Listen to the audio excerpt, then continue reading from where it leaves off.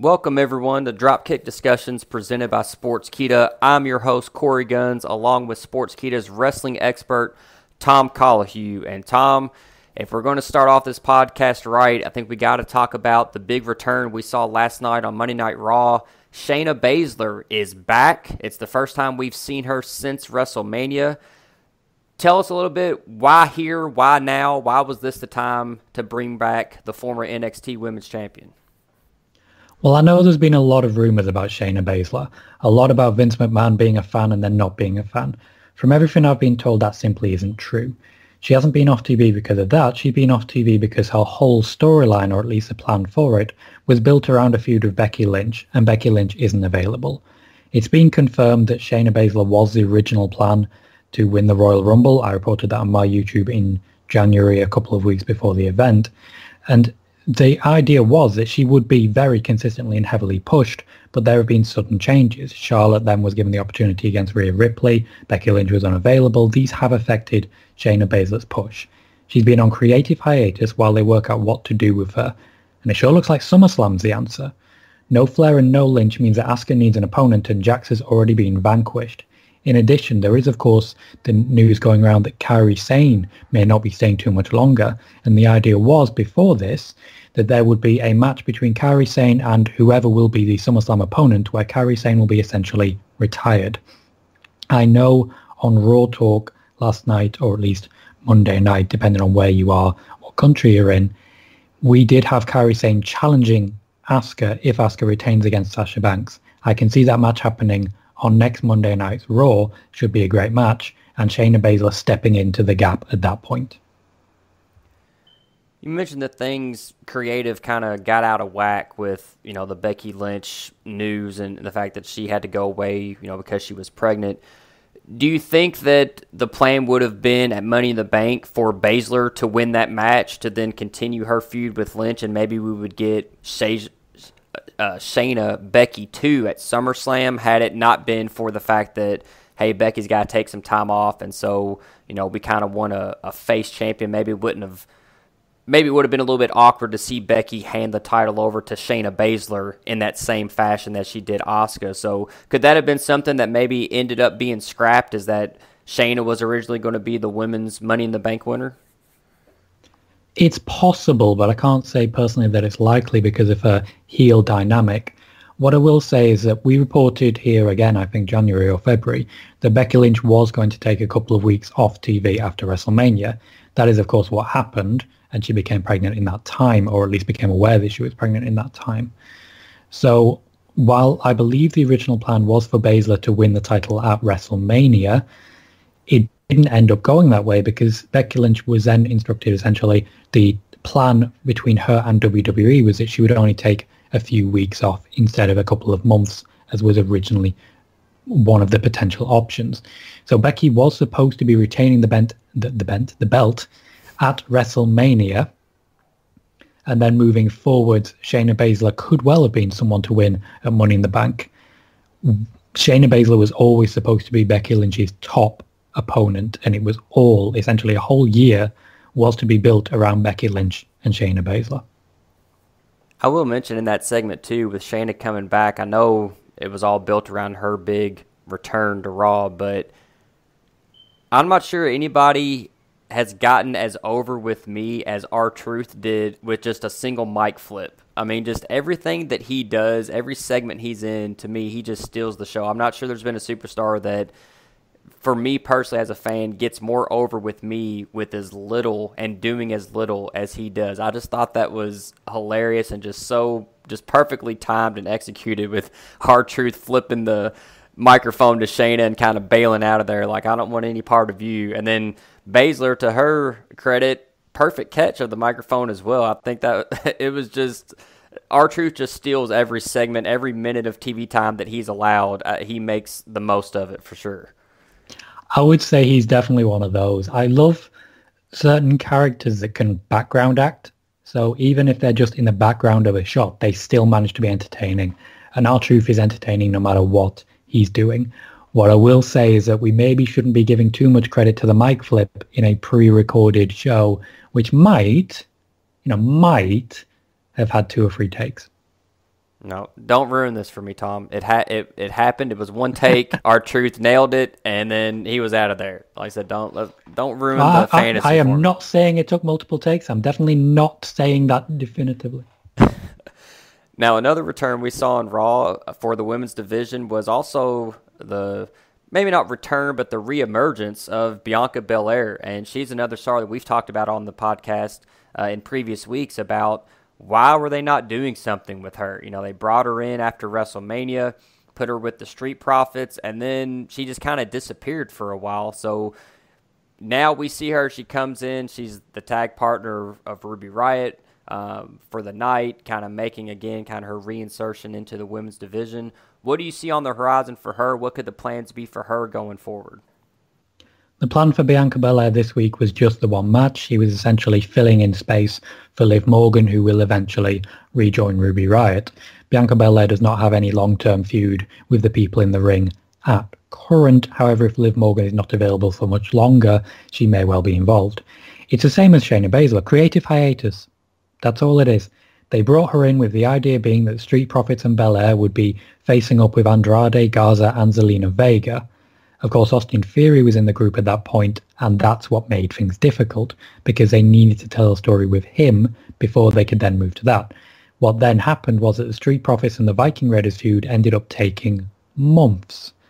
And I grew to like it, personally. I know not everyone is agreeing with that, but that feud took so long, and Bianca Belair wasn't needed. The original idea was supposed to be that Bianca Belair in that feud would balance out Sarah Logan, but Sarah Logan was then released by the company. So a lot of moving parts, a lot of things went wrong that just resulted in a period of creative hiatus. For now, Bianca Belair is back. We obviously now have the Street Profits against Andrade and Garza, so we should expect to see a lot more of her. Let's move on to the SummerSlam card. We talked on the previous podcast about the fact that SummerSlam was now officially not going to be held in front of fans. It's going to be at the Performance Center. Obviously, this coming up Sunday, we're going to be approaching Extreme Rules, which will be the last pay-per-view stop before we get to SummerSlam, and we're going to talk about Extreme Rules a little bit later in the show. But talking now about SummerSlam and the card that is not going to happen. You know, we saw reports, and we talked about this on the show just a couple weeks ago, that the two big matches that were penciled in for the show were going to be Drew McIntyre against Brock Lesnar, and then Edge versus Randy Orton in kind of the end of their trilogy of matches. Obviously, we know now Edge obviously not going to be on the show because of his injury, and now it also looks like maybe, possibly, probably no Brock Lesnar as well. What can you tell us about that? Yeah, we spoke about this at length a couple of weeks ago, but it really hit the headlines a couple of days ago, which I always find quite entertaining. I did mention on my YouTube about a month ago that Brock Lesnar was penciled in for SummerSlam. They were confident, the WWE, that they would be able to hold an event in front of a crowd. Unfortunately, things have since changed. With new travel restrictions in place in America, it looks like SummerSlam will be coming from the Performance Center. In WWE's eyes, it would be a waste of money to bring Brock Lesnar in. Additionally, with Edge now being injured, there is clear availability. Orton is available. McIntyre is available. I think we can all see where this is going. Yeah, and like Tom mentioned, you know, we discussed this whole Brock issue weeks ago on the podcast. So even though it's just now kind of hitting the news waves as fact, you know, if you're tuning into the Dropkick DiSKussions podcast, you're getting that type of news way early in advance thanks to Tom and his reporting. So just another reason to make sure you're checking us out each and every week. But I digress. So we know now probably Drew McIntyre, Randy Orton get put together, which I think will be a great match. I've said before on the show, I think Orton right now is the hottest heel in the business, so the time might as well strike while the iron's hot, and I would love to see him and McIntyre go at it at SummerSlam. Let's put Brock on the back burner for now. What about Edge? Obviously, he's not going to be available. He's got the torn triceps. Is there any timetable for his return to the ring? And when he does return, what type of role do you think that we see him in? They haven't scripted anything for Edge's return yet, which I think is the right move. He's obviously... It's a difficult injury. as well as the fact that once you get back to working out, it can either be twinged again or you can injure something else. So they want to be careful, and they don't want to push him too hard because Edge is known to be someone who might push himself a bit too hard. It's highly likely he'll make yet another triumphant Royal Rumble return, which might get the exact same big pop, so why not do it again? Yeah, he said on a recent interview, I think just this past week, that going into that match with Randy Orton at Backlash, that his triceps was already partially torn, and then it became fully torn during the course of the match. So, you know, what was the idea at the time of the match, do you think, to maybe, hey, let's see if we can just get him through this match and maybe we can just let him go home and heal until SummerSlam, or maybe even push the match farther back? Or do you think that this was something that they knew going into Backlash, regardless of what happens, he was going to be on the shelf for an extended period of time? They didn't expect him to be on the shelf for too long because they did plan to have him back for SummerSlam. However, when it comes to an injury like that, you can potentially work through a match, especially one that's pre-recorded in the way that this was.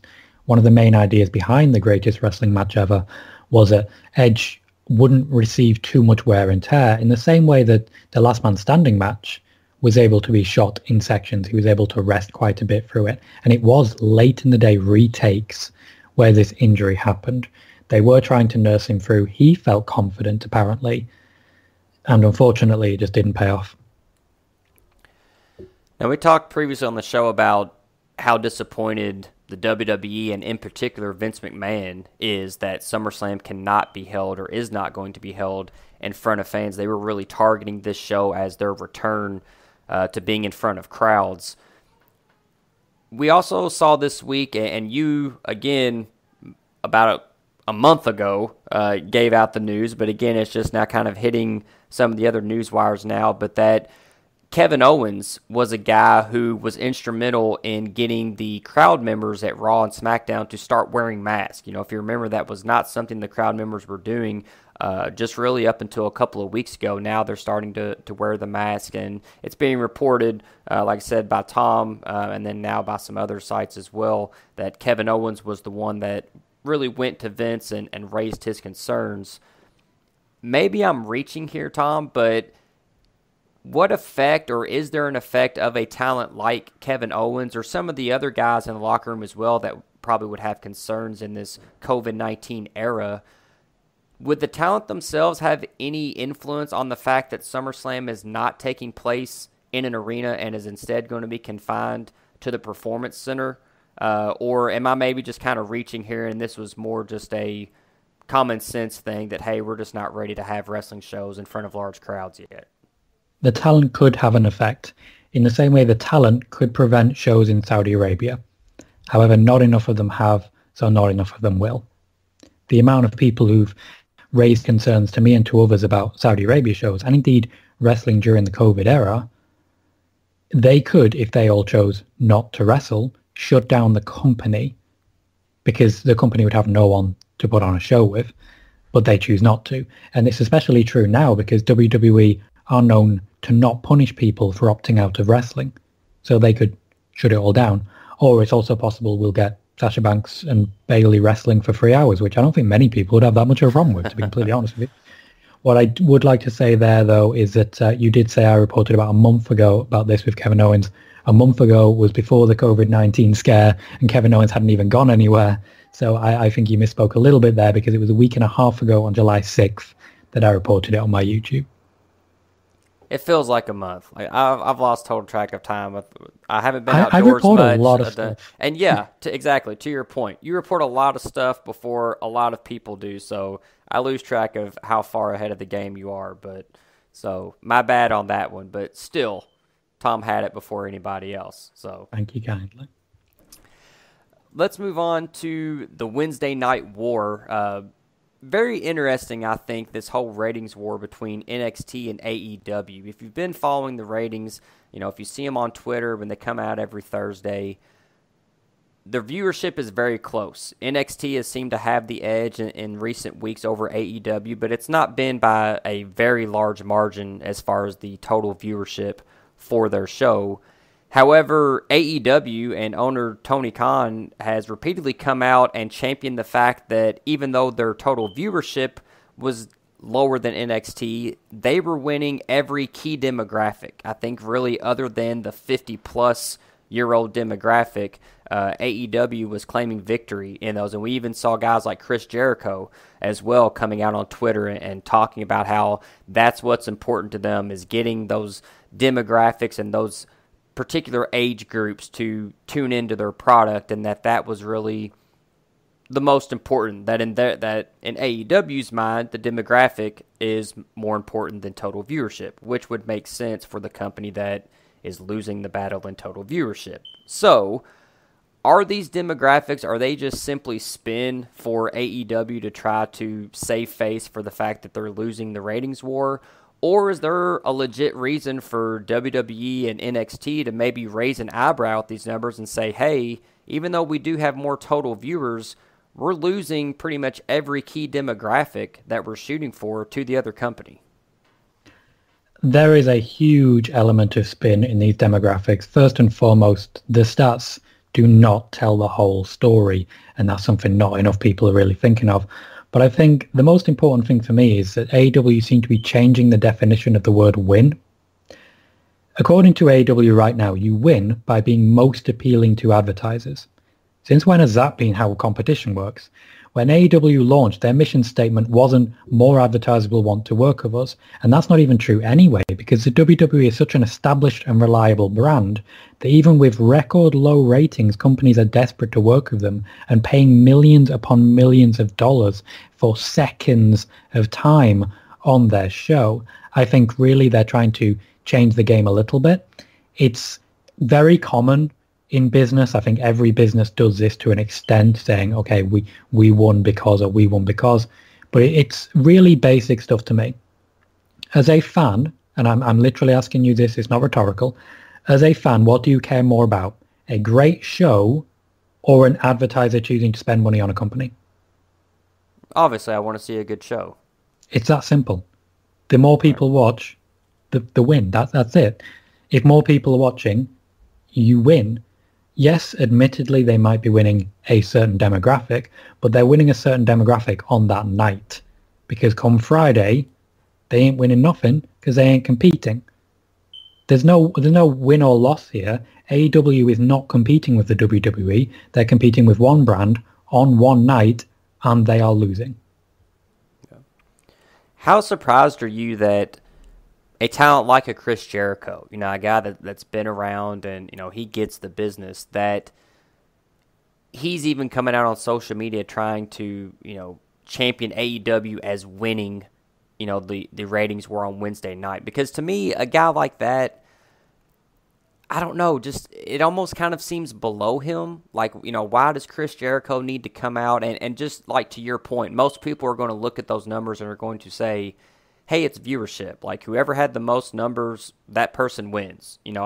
During the Monday Night Wars, I don't think when WCW Nitro got beat by Raw, they were high-fiving around the office because they won the, 35 to 45-year-old demographic, even though they had less viewers by, 1 million viewers. So am I wrong to kind of think that does seem a little strange for a guy like Chris Jericho to go on social media and kind of put that spin on things? Like I said, it just kind of seems below him. Like, hey, you're an AEW, your legacy in the wrestling business is cemented. You don't really need to go on social media and kind of be BSing your way into a ratings war over your former employer. You've actually kind of answered your own question there, because you said Chris Jericho is someone who knows the business. More people will watch the winner because they feel they're winning. What's happening here is just a real example of the world of facts right now. And we've heard the phrase alternative facts mentioned a couple of times, and that is essentially what's happening here. They're choosing alternative facts because if they can convince people that they're winning, more people are likely to tune in because no one wants to support a loser. They'll support an underdog, but not a loser, and that's where certain phrasing and propaganda comes in. Both sides are guilty of propaganda. That's just how it is. When you see the little ads that the WWE runs saying, we have more viewers than this, and this. We have more social media subscribers and this, and this. They may fudge the numbers a little bit. That's unfortunately just part of doing business right now. We work for Sportskeeda. Sportskeeda gets a great amount of views and produces a great amount of articles, and through people like ourselves, through colleagues Gary Cassidy, Rick Ucchino, Stephanie Chase, and people like that, Matty Paddock has been doing a lot as well. We get a lot of interviews, so we create news as well. That doesn't mean we have the most viewers. Of all the websites out there, we may not get the most viewers. So if we go by that metric, we are losing. But then we also have to consider quality. So there's many different ways to say this is a win, this is a win. It's just that advertisers being interested is one that I don't personally think is much of a victory to crow about. The WWE, obviously, in the past couple years has gone towards a much more of a family-friendly product. So in the grand scheme of things, at this point in their business, do you think the WWE even cares about demographics? I mean, if they are losing the 18 to 35-year-old demographic, which for years we've heard is the key demographic that wrestling companies are striving to pull viewers from. So if that even is the case, do you think that at this point, being a billion-dollar company, that the WWE really cares about demographics at this point? The WWE do care. That's how they've reached the billion-dollar company. The difference is they quietly fix any problems that they see. So while they do have a concern that they're not reaching new, younger fans, this is one of the reasons they launched NXT back in, I believe it was 2012, and met some of those needs, which unfortunately now have been lost to AEW, unfortunately, if you're a WWE fan. That's also why they moved SmackDown to Fox last year, because Fox specifically wanted programming that appealed to a younger demographic. Fox, by and large, does not have a strong young demographic. You can see that if you look at the ratings compared to, for example, CNN. CNN has a much younger audience than Fox News. And when you look at Fox, by and large, they appeal to older audiences. They wanted the WWE to come in because they wanted to appeal to a younger audience and keep that on Fox. And that has been largely successful, regardless of ratings at the moment. This is why Fox paid so much, and this is just another example of the WWE fixing a problem quietly before it really becomes a problem. Let's move on to this Sunday night. It's Extreme Rules, the horror show. I want to get your picks for the card, and then we'll kind of talk about some highlights and some interesting things kind of going into the show. It's not a very long card, only 6 matches total, and actually only 5 matches are going to be on the main card because the U.S. title match is going to be on the preview show. I'll give you my picks first, just as far as my winners for the night. I've got MVP taking the U.S. title and beating Apollo Crews. I've got Seth Rollins winning the eye for an eye match. I've got Bayley. I've got Asuka. I've got Drew McIntyre. And I've got Braun Strowman. What about you, Tom? Usually we're pretty in lockstep with these picks over the past couple pay-per-views. So any differing opinions there between who you think is going to come out on top in these matches on Sunday? I do. I have a third different opinions, which is probably the most difference of opinion we have ever had. I think you are insane for thinking MVP is going to take that title from Apollo Crews. I think that new United States Championship was made for Bobby Lashley. And I think we're going to see Crews versus Lashley at SummerSlam, which is why I think Crews will retain. Probably because Crews will have backup in the form of Ricochet and Cedric Alexander. I do feel this is going to be a little overbooked now, but it has to be in order to keep Bobby Lashley looking strong. I get it. It's working. Also a difference, you said you got Seth Rollins for the eye for an eye. Rey Mysterio all the way. If Rey Mysterio loses another eye, he can't see anything and he can't even wrestle. He's going to be walking around with 2 eye patches. I think Seth Rollins is going to be the one. He's going to get an eye patch. He's going to look absolutely beautiful doing it because it's Seth Rollins, and my God. And in addition to all of this, we do have to consider Rey Mysterio working without a contract. That could certainly be a point in your favor for what you think is going to happen. But I think Seth Rollins is going to be humbled at Extreme Rules. After that, I agree with everything you've said. I've got Bayley retaining over Nikki Cross, even though I really do enjoy Nikki Cross's work. And I think very soon on Sportskeeda, we're going to have an interview up with Nikki Cross that my colleague and your colleague Rick Ucchino has undertaken. So that's something I want people to be checking out. Asuka, I definitely see retaining over Sasha Banks. This could well be the beginning of the breakup between Sasha Banks and Bayley. and then McIntyre retaining over Ziggler because this feud is an afterthought, and Strowman retaining in the Swamp fight only to then run into The Fiend at SummerSlam. I think this could actually be a very good pay-per-view. I think there's some exciting matches and some exciting storytelling, but I think really it's all the storylines building towards SummerSlam. Let's talk about a couple things heading into the event. Easy for me to say. A couple things we've heard down the rumor mill and on some of the news lines and social media. First of all, I do want to address, like I mentioned at the beginning, there's only 5 matches on the main card. Kind of reminds me of the old In Your House days when it'd only be a 4 or 5 match card, but usually also those were only about 2 to 2.5 hour pay-per-views. So any thinking behind why this card isn't really as loaded as maybe it could have been? You would have thought that maybe a Randy Orton Big Show match would have been on the card, maybe something else from the SmackDown side of things, but like I said, we've only got 5 matches announced. What's the thinking here behind maybe keeping the card a little bit more condensed compared to some of the other pay-per-views we've seen lately? There's been a mandate from WWE management recently to have longer matches. A large part of this is down to the fact they don't have as many people as they normally would, so they're having to stretch things out a little bit. It worked out, I think, a week and a half ago on SmackDown, where they just hit all the different divisions, 1 match for each one, and it really helped keep things hyped up. But obviously they've lost a few more people since then. Raw this week was very much built around that as well. So for Extreme Rules, the same rule applies. The cinematic matches are apparently quite long, and there's still a chance that we're going to see a SmackDown Tag Team Championship match added to the card. We, of course, still do have a go-home show on Friday. It's possible, of course, as well, that we might see a Mandy Rose and Sonya Deville match added to the card. So I don't necessarily think the card's finished yet, but I was also surprised that Randy Orton and the Big Show wasn't happening at Extreme Rules. There must be some sort of scheduling conflict, or maybe someone simply couldn't travel to a recording space that needed to be done. Now, you mentioned the cinematic matches. I heard a rumor this week that there may actually be some CGI used in the eye for an eye match. Like, we may actually see an eye digitally pop out of someone's head. Is there anything that you've heard about what we could be expecting from this very unusual match between Mysterio and Rollins? If they don't use CGI, they're actually going to rip someone's eye out. I don't want to see that. Do you? Do you want to see that? Is that something you want to see? I mean, are you committed to the business? Come on. I mean, how committed are you? We got to put a product out there. To the business? No, you know me, and you know exactly what I would reference. I cannot sit and watch someone get their eye pulled out. I just can't. I may end up watching this one with a blindfold on. Oh God, I don't have to know what's going on by commentary, and that's not going to actually help, is it?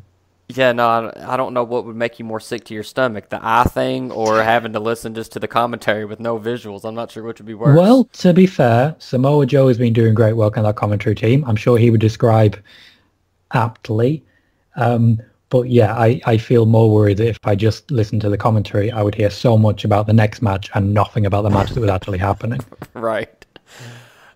Yeah, I don't, we've talked about on the show before. I have no idea how they're going to pull this off. The stipulation when it came out just sounds.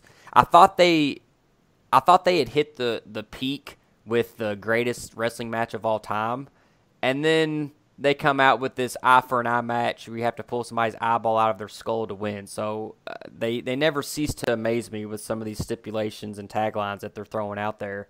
You can't say they're not being inventive. Yeah, I mean, you got to give them that. I just don't know.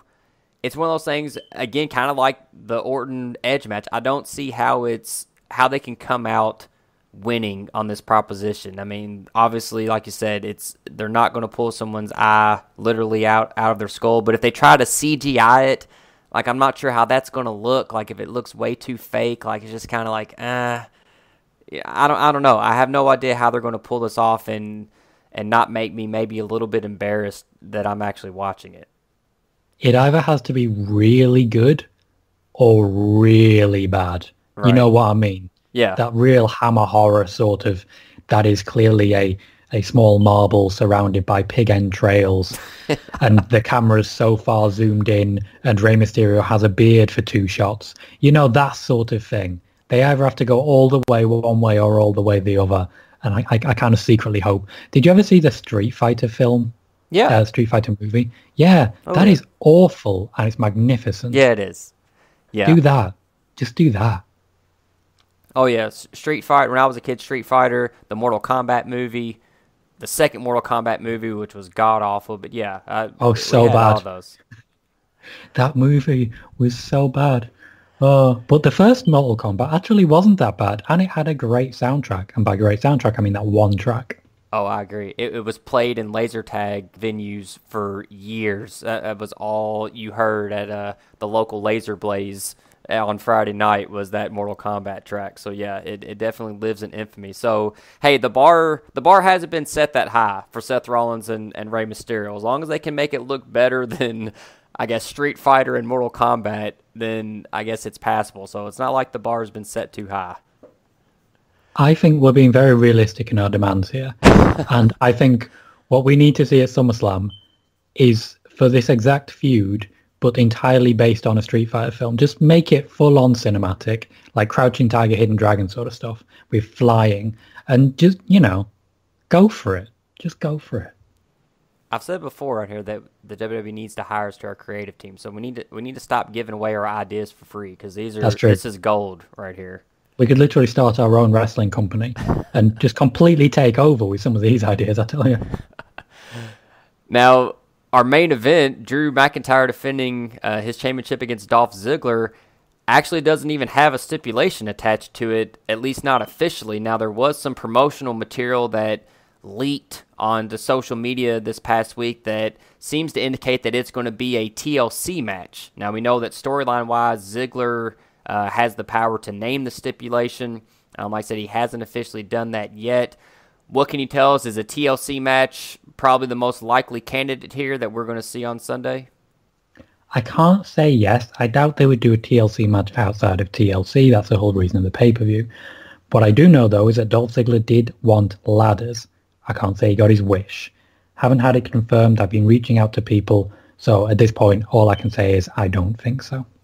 Now, something else that always rubs me the wrong way is a ladder match and a TLC match are basically the same match because ladder matches are no disqualifications, so you can use tables and chairs if you wanted to. So I've never really understood that differential. I know the TLC match lets you know as a fan that you're going to see all three of them used in the match, but realistically, it's the same exact match. I completely agree, and I think that's also true of the Money in the Bank match, just the difference being the briefcase. Yeah. The amount of times we've seen a Money in the Bank match and people are being put through tables and using chairs. What I keep waiting for is a wrestler who is smarter than the ladder match. So they wrestle with someone in a ladder match, but at no point do they attempt to climb that ladder. Samoa Joe would be perfect for this. They essentially just continually take a chair to the knee of their opponent and sit in a figure four leg lock for 15 minutes, break both the legs, and then just wait for the ref to stop it. There you go. That's how you win a ladder match right there. Don't even climb the damn thing. Now, going into this show, like we said, this is kind of the last stop on the road to SummerSlam. We know there's been a little bit of a damper put on that event as well because it's not going to be in front of a live crowd. Can we expect any surprises either at Extreme Rules or even on the way to SummerSlam that maybe we don't or haven't seen coming, or has this kind of COVID era, performance center era kind of put a damper on things where it kind of defeats the purpose of really doing anything super surprising and outlandish because you're not going to get that live crowd pop or reaction to it? There'll still be surprises. They just won't be Brock Lesnar level surprises. Heath Slater was a surprise, and I honestly feel that was a better surprise. So was Shayna Baszler. The WWE are still finding ways to create surprises, but the top matches for SummerSlam aren't really going to stun anybody. Well, we'll see what they've got planned for us for SummerSlam, and definitely looking forward to Extreme Rules this Sunday on the WWE Network. We want to thank you for joining us again on Dropkick Discussions. Make sure that you are and commenting on our this week's video and subscribing to the Sportskeeda YouTube channel as well. You can also subscribe to Tom's YouTube channel, his personal YouTube, where he puts up weekly videos with all kinds of news and rumors and reports that he's reporting exclusively on his YouTube channel. So lots of things that we don't have the time to talk about here on the podcast. And as I said, usually Tom has got the news first, so make sure that you go subscribe to his personal YouTube channel as well to get those updates. You can follow Tom on Twitter at Colohue. You can follow me at Korey Gunz if you would like. And make sure that you check out Sportskeeda.com for the latest wrestling news and articles. We thank you for joining us, and we will see you next week on Dropkick DiSKussions.